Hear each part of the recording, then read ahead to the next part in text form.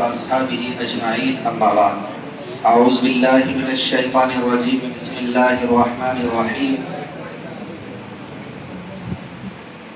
إن هذا القرآن يهدي للتي هي أقوم صدق الله العظيم وقال النبي صلى الله عليه وسلم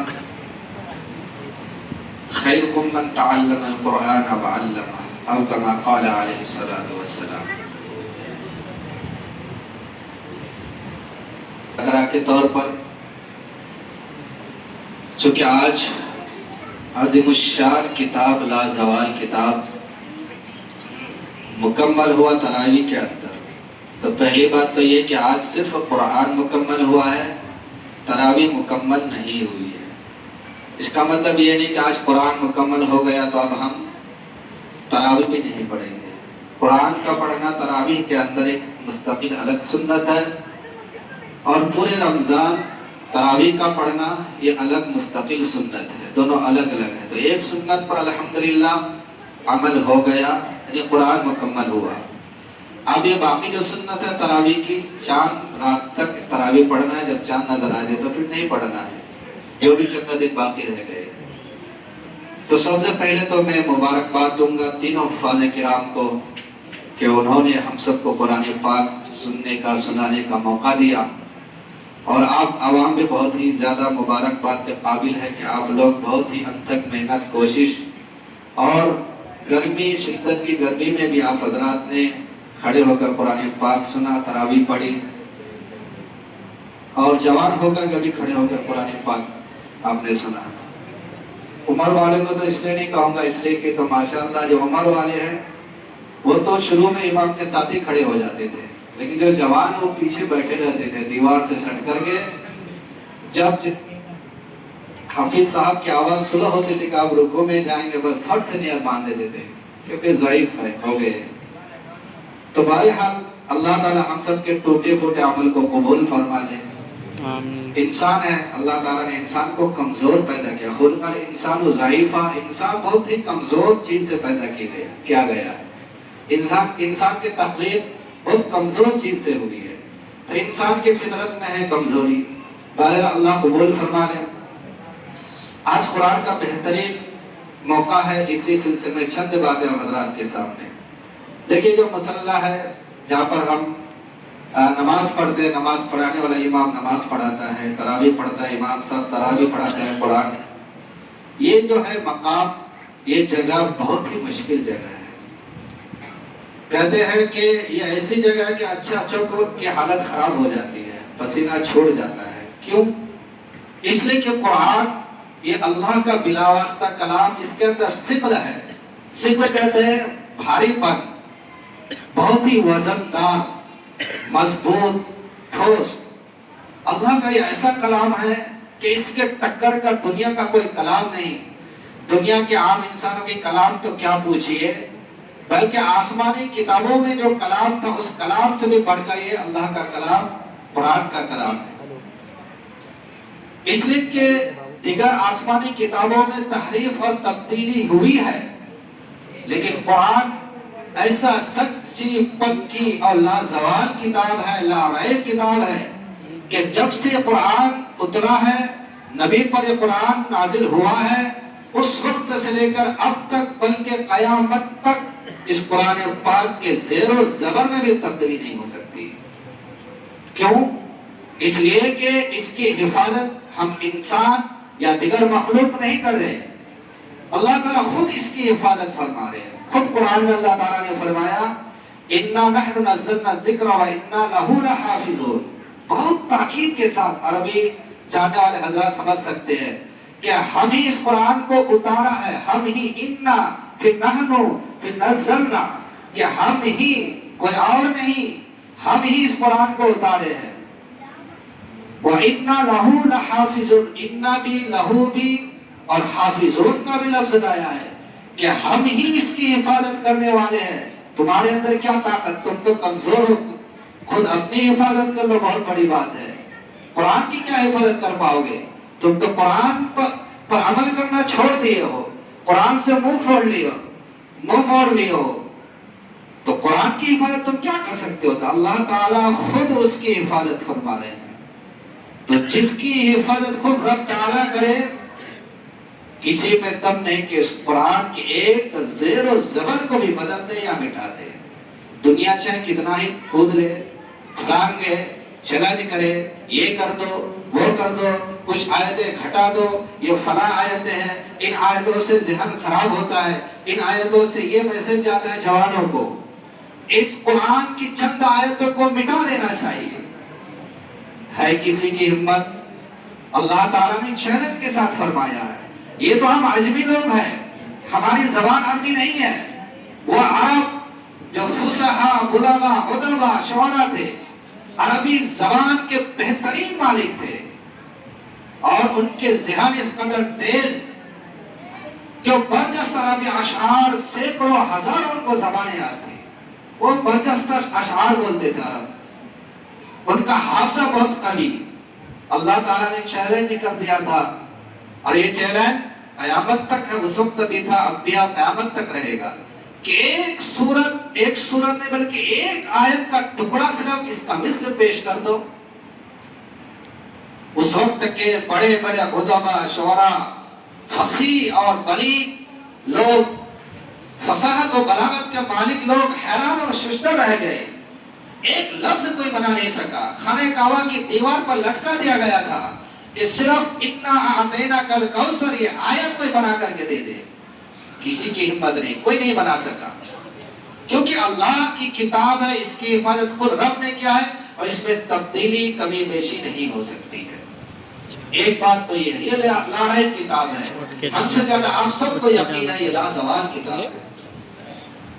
اب جب اس کتاب کی تلاوت ہوتی ہے تو غلطیاں، کمیاں ہو جاتی ہیں، کیونکہ یہ رب کا کلام ہے، اللہ کا کلام ہے۔ جب رب کا کلام پڑھا جاتا ہے تو آٹومیٹک اس کے اندر بھاری پن ہے۔ تب اللہ تعالیٰ نے فرمایا لو انزلنا ھذا القرآن، اگر اس قرآن کو علی جبل یعنی پہاڑ پر اتار دیا جائے لرأیتہ خاشعا متصدعا من خشیۃ اللہ، اگر اس قرآن کو کسی پہاڑ پر اتار دیا جاتا تو پہاڑ رب کے خوف اور خشیت سے لرز جاتا، کانپ جاتا، ریزہ ریزہ ہو جاتا۔ کہاں پہاڑ پتھر مضبوط، کہاں ایک انسان کا کمزور سینہ۔ جب پہاڑ ریزہ ریزہ ہو سکتا ہے تو انسان بھول نہیں سکتا ہے، یقیناً ایسا ہو سکتا ہے، بہت ہی مشکل کام ہے۔ اور اللہ تعالیٰ نے ایسے حافظوں کے بارے میں بہت فضیلتیں بیان کی ہیں۔ یقال لصاحب القرآن اقرأ ورتقی ورتل کما ترتل فی الدنیا، اللہ کے نبی نے فرمایا صاحب قرآن سے یعنی حافظ قرآن سے کہا جائے گا، تین لفظ آیا ہے، اقرأ قرآن پڑھتا جا، اقرأ ورتل یعنی قرآن پڑھ کر کے تم سیڑھیوں پر چڑھتا جا، درجوں پر چڑھتا ہے، جنت کے درجوں پر۔ ورتل کیسے پڑھنا ہے؟ ٹھہر ٹھہر کے پڑھنا ہے۔ قرآن کو جلدی جلدی نہیں پڑھا جاتا ہے، ٹھہر ٹھہر کے، تاکہ الفاظ اچھے سے سمجھ میں آئے۔ اس کے بعد فرمایا کما کنت ترتل فی الدنیا، جیسے تم دنیا کے اندر ٹھہر ٹھہر کے پڑھتے تھے۔ منزلہ کا عند آخر آیت تقرأ۔ اب بتائیے کہ قرآن، حافظ قرآن کے بارے میں فرمایا کہ قرآن کو پڑھتا جا اور جنت کے سیڑھیوں پر چڑھتا جا، تمہاری منزل آخری وہی ہوگی جہاں پر تمہاری آخری آیت ہوگی۔ اس حدیث سے ایک بات سمجھ میں آتی ہے، جنت کے بارے میں تو یقیناً اللہ ہی جانتا ہے کس قدر وسیع ہے جنت، بہت بڑی جنت ہے، ہمارے تصور خیالات میں بھی نہیں ہو سکتا۔ تو اللہ تعالیٰ نے فرمایا نبی کی زبانی کہ قرآن، حافظ قرآن قرآن کی تلاوت کرتا جائے گا اور جنت کی سیڑھیوں پر چڑھتا جائے گا۔ اب قرآن کے اندر کتنی آیتیں ہیں؟ مختلف قول ہے، 6666 یہ کمزور قول ہے، 6232 یہ مضبوط ہے نا، اجماع ہے اس پر۔ مان لیجیے 6232 پورے قرآن کے اندر آیتیں ہیں۔ اب حافظ قرآن کی منزل یقیناً 6232 منزل پر ان کا مقام ہوگا۔ اس سے اندازہ لگا کہ جنت کتنی بڑی ہوگی۔ ایک حافظ قرآن کے لیے اتنی منزلیں ہیں، 6232। اب اس سے ایک بات یہ بھی سمجھ میں آتے ہیں، اس کائنات کے اندر چاہے کتنی بھی بڑی بلڈنگ ہو، کتنا بھی بڑا ٹاور ہو، وہ 6232 منزلہ نہیں ہو سکتا ہے۔ دنیا کے اندر بڑے بڑے ٹاور ہیں، بہت مشہور ٹاور ہے برج خلیفہ، حضرات جانتے ہیں، اس میں تقریباً 162 یا 63 منزل ہے، شاید اس سے زیادہ نہیں، لیکن دنیا کا سب سے بڑا ٹاور ہے۔ اب اگر 6232 منزل کا ٹاور دنیا میں ہو جائے تو نبی صلی اللہ علیہ وسلم نے جو فرما دیا کہ حافظ قرآن کا مقام آخری آیت ہوگی 6232، تو دنیا کے اندر 6232 کا ٹاور قیامت تک نہیں بن سکتا ہے۔ تو اتنا بڑا ٹاور ہے نہیں، ابھی تک تو نہیں ہے، قرب قیامت کیسے کیسے ٹیکنالوجی ایجاد ہو جائے نہیں معلوم، لیکن جہاں تک یقین ہے کہ اتنا بڑا ٹاور 6232 والا نہیں بنے گا۔ بہرحال قرآن کریم ختم ہوا، اس موقع پر ہمیں قرآن سے جڑنے کے اسباب و عوامل پر غور کرنا ہے کہ آج ہماری قوم قرآن سے اتنی دور کیوں ہے۔ یہ قرآن ایسی کتاب ہے کہ جس نے اس کو اپنایا، جس نے اپنی نسبت قرآن کے ساتھ جوڑ لیا، اللہ تعالیٰ نے دنیا میں بھی کامیاب کر دیا اور آخرت میں یقیناً کامیابی ہے۔ وہ صحابہ کرام کی جماعت، ایک دور ایسا تھا جب نبی کو نبوت نہیں ملی تھی، اس دور کو سیرت نگاروں نے بہت ہی سنگین دور لکھا ہے، بہت جہالت والی دور، بہت ہی جہالت والا دور تھا۔ وہ ایک دوسرے کے خون کے پیاسے، ذرا ذرا سی بات پر لوگ ایک دوسرے کی جان مار دیتے تھے، لیکن یہی قوم جب نبی پر قرآن اترا اور قرآن کے تعلیمات پر عمل کیا تو اللہ تعالیٰ نے دنیا میں بھی بادشاہ بنا دیا اور آخرت میں تو بادشاہ ہے ہی۔ قرآن سے جڑنے کی وجہ سے ہے، قرآن پر عمل کرنے کی وجہ سے مقام ہے۔ صحابہ کرام دنیا میں بھی کتنے بڑے مقام، وہ بادشاہ بن کر گئے، دنیا کے تہائی حصہ پر حکومت کر گئے حضرت عمر۔ اور اگر ہم نے قرآن سے رشتہ توڑ لیا تو حدیث میں آتا ہے کہ بہت سی قوم ایسی ہے جنہوں نے اس قرآن پر عمل کر کے اللہ تعالیٰ نے اس کے مقام کو بلند کر دیا، لیکن بہت سی قوم ایسی ہے اگر اس قرآن کو چھوڑ دے تو وہ قوم برباد ہو جائے گی، وہ قوم نچلے سطح پر چلے جائے گی۔ اسی لیے قرآن سے نسبت جوڑنا چاہیے، انسان جہاں بھی ہو جس حالت میں قرآن سے نسبت ہمیشہ باقی رکھنا چاہیے۔ ایک چھوٹا سا ٹکڑا کپڑے کا درزی کے پاس جو ادھر ادھر گرا پڑا رہتا ہے ٹکڑا، میرا جس رہا ہے، تو کچھ ٹکڑے ایسے ہوتے ہیں جو کسی کام کا نہیں ہوتا ہے، اس کو گولی میں بھر کر کے رکھ دیتے ہیں درزی لوگ، خود چندے والے آتے اس کو لے جاتے ہیں یا پھینک دیتے ہیں، جلا دیتے ہیں، کسی کام کا نہیں ہے۔ اگر کوئی آدمی جا کر کے معراج سے کہ یہ جو بیکار کپڑا ہے نا، یہ کپڑا مجھے دے دو، اس کو قرآن کا جزدان بنانا ہے، حالانکہ وہ بیکار قابل استعمال کپڑا نہیں تھا۔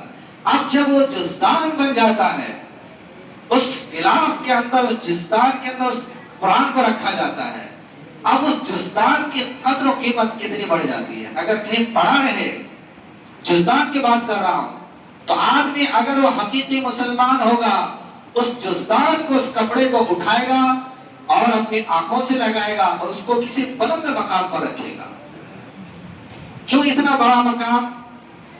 ابھی تو جو چندی میں تھا اس کی کوئی قدر قیمت نہیں تھی، لیکن جب یہ جزدان بن گیا، اس کی نسبت قرآن سے جڑ گئی تو اتنا بڑا مقام ہو گیا۔ ایک کاغذ ہے، کاغذ کا ٹکڑا چاہے کتنی بھی بہترین لیٹر پیڈ میں ہو، کلر ہو، رنگ برنگے ہو، اگر پڑا رہے تو کوئی اس کو اٹھانا پسند نہیں کرے گا۔ وہی کاغذ میں اگر قرآن کے الفاظ لکھے ہوئے ہو، چاہے چھوٹا سا بچہ جو اس کو سمجھتا ہے کہ قرآن کے الفاظ ہیں، اس کو اٹھائے گا، چنے گا اور کسی محفوظ جگہ پر رکھ دے گا۔ کیوں؟ اس لیے کہ اس کاغذ، یہ جو کاغذ کا ٹکڑا ہے، اس کی نسبت قرآن سے جڑ گئی ہے۔ قرآن ہے اندر، اس کے باہر گتا لگا ہوا ہوتا ہے، وہ قرآن نہیں ہوتا جو اوپر گتا لگا ہوا ہوتا ہے، لیکن چونکہ قرآن سے جڑا ہوا ہے تو اسی گتے کو لوگ چومتے ہیں، اس لیے کہ قرآن سے نسبت حاصل ہو گئی۔ بہت سارے مثالیں ہیں، تو اس لیے قرآن کے ساتھ جوڑنے کے لیے چند اسباب و عوامل ہے۔ پہلا ہے کہ قرآن کی عظمت دل میں بٹھائے، قرآن کی عظمت دل میں بٹھائے، پہلا سبب ہے۔ قرآن سے محبت کرے۔ دوسرا کہ قرآن کی تلاوت روزانہ کے معمول کے اعتبار سے کرے۔ کوئی ایسا مسلمان جس کی صبح ہو قرآن کی تلاوت سے خالی نہ ہو۔ ایک مسلمان ہو اور اس کی زندگی قرآن کی تلاوت سے خالی ہو، اس کی صبح قرآن کی تلاوت سے خالی ہو، یہ مسلمان کا شیوا نہیں ہے۔ یہ ضروری کہ ایک پارہ پڑھے یا 2 پارہ پڑھے، مختصر ہی پڑھے، 5 پارہ پڑھ لے، یا ایک رکو یا کم سے کم ایک سورت ہی کی تلاوت کر لے، لیکن ضرور کرے، معمول بنا لے، انشاءاللہ قرآن سے محبت ہو جائے گی۔ تیسرا سبب، قرآن کی تلاوت کے ساتھ ساتھ قرآن کو سمجھنے کی بھی کوشش کرے، جہاں تک ہو سکے قرآن کو سمجھنا چاہیے۔ جب ہم قرآن کو سمجھیں گے تو پھر قرآن سے زیادہ عشق ہو جائے گا، قرآن کی لذت محسوس کریں گے۔ خود رب فرماتا ہے افلا یتدبرون القرآن، یہ لوگ قرآن میں غور و فکر کیوں نہیں کرتے، سمجھتے کیوں نہیں ہے؟ یہ تیسرا سبب۔ چوتھا سبب ہے تلاوت کے ساتھ اور سمجھنے کے ساتھ اس پر عمل کرنے کی کوشش کرے، اس کو پر عمل کرنے کی کوشش کرے، یہی اہم مقصد ہے۔ اس کے بعد عمل کرنے کے ساتھ ساتھ قرآنی محافل میں بیٹھنے کی بھی کوشش کرے۔ قرآن سے محبت پیدا کرنے کے لیے، نسبت جوڑنے کے لیے قرآنی محافل میں، قرآن جہاں پڑھا جاتا ہو، سنا جاتا ہو، قرآن محافل لگتے ہو، ایسے محافل میں ضرور شرکت کرے۔ قرآن سے محبت، قرآن کی لذت محسوس ہوگی انشاءاللہ۔ اور اپنے گھر کو قرآن کی تلاوت سے آباد کرے۔ بہت سے گھر ایسے ہیں کہ گھروں سے گانے کی آواز آتی ہے، مسلمان کا گھر ہے اور گانے کی آواز آتی ہے۔ ہونا تو ایسے چاہیے تھا کہ مسلمان کے گھر سے قرآن کی آواز آنی چاہیے تھی، قرآن کی تلاوت کی آواز آنی چاہیے تھی۔ زمانہ تھا ایک کہ صبح گھروں سے قرآن کی تلاوت کی آواز آتی تھی، لیکن آج کا دور ہے کہ ہم نے قرآن کو چھوڑ دیا، گانے کی آواز آ رہی ہے ہمارے گھروں سے۔ کہاں گھروں میں برکت ہوگی؟ تو اپنے اولاد کو بھی قرآن کی تعلیم دے۔ اللہ تعالی ہم سب کو ان سب باتوں پر عمل کی توفیق عطا فرمائے۔ مختصر دعا ہوگی، اس کے بعد انشاءاللہ مٹھائی تقسیم ہوگی اور حفاظ کرام کو ہدیہ بھی پیش کیے جائیں گے۔ اللہ تعالی سب کے دین